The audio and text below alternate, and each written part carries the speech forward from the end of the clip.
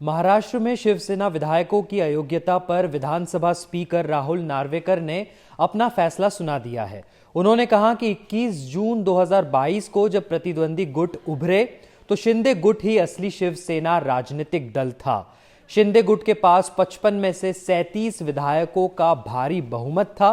इसके साथ ही नार्वेकर ने दोनों पक्षों के विधायकों के खिलाफ अयोग्यता याचिकाओं को यह कहते हुए खारिज कर दिया कि दोनों पक्षों की ओर से कोई भौतिक सबूत नहीं पेश किए गए।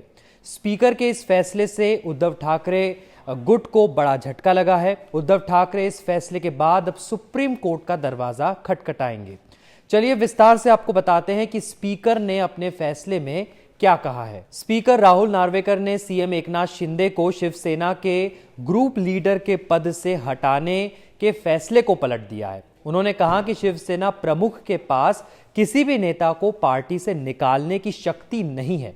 उन्होंने कहा कि यह ध्यान रखना उचित होगा कि शिवसेना के संविधान में पक्ष प्रमुख नामक कोई पद नहीं है, जो कि उद्धव ठाकरे के पास था।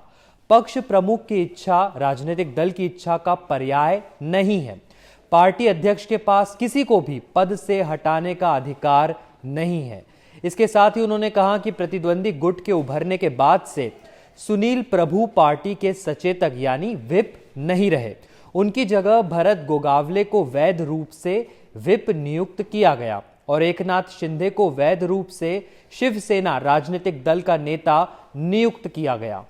स्पीकर ने कहा है कि शिवसेना के 2018 संशोधित संविधान को वैध नहीं माना जा सकता क्योंकि ये भारत के चुनाव आयोग के रिकॉर्ड में नहीं है।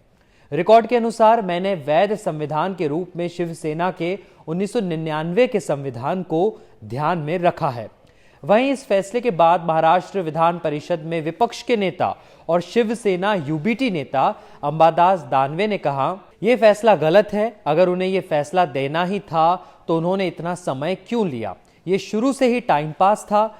हम इस फैसले को सुप्रीम कोर्ट में चुनौती देंगे। चलिए अब ये समझते हैं कि ये पूरा मामला क्या है। ये पूरा विवाद जून 2022 में शुरू हुआ था जब एकनाथ शिंदे ने उद्धव ठाकरे से बगावत करते हुए पार्टी तोड़ दी थी। तब उन्हें 16 विधायकों का समर्थन था।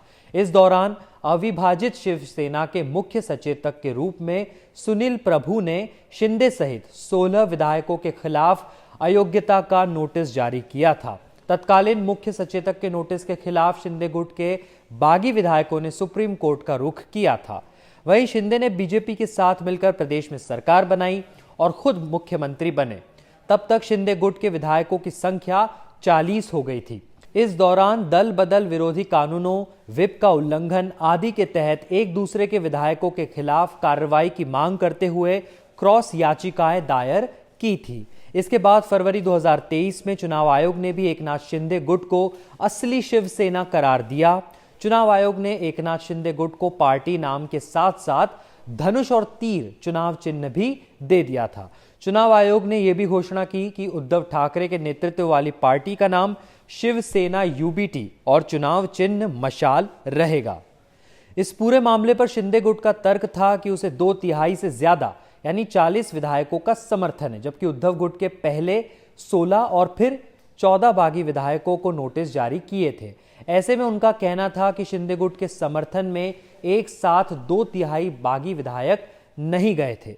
इस पूरे मामले पर मई में सुप्रीम कोर्ट ने स्पीकर को असली शिवसेना पर अपना फैसला सुनाने का निर्देश दिया था और फिर उन्हें अयोग्यता याचिकाओं पर 31 दिसंबर तक अपना फैसला देने को कहा था। इसके बाद 20 दिसंबर को सुप्रीम कोर्ट ने फैसला देने के लिए 10 जनवरी तक का समय दिया था। बहरहाल स्पीकर के फैसले के बाद इस मामले पर फिलहाल के लिए तो विराम लग गया है। हालांकि अब देखना होगा कि शीर्ष अदालत से भी शिंदे गुट को राहत मिलती है या फिर उद्धव ठाकरे की जीत होती है। देश दुनिया की बाकी खबरों के लिए जुड़े रहिए क्विंट हिंदी के साथ।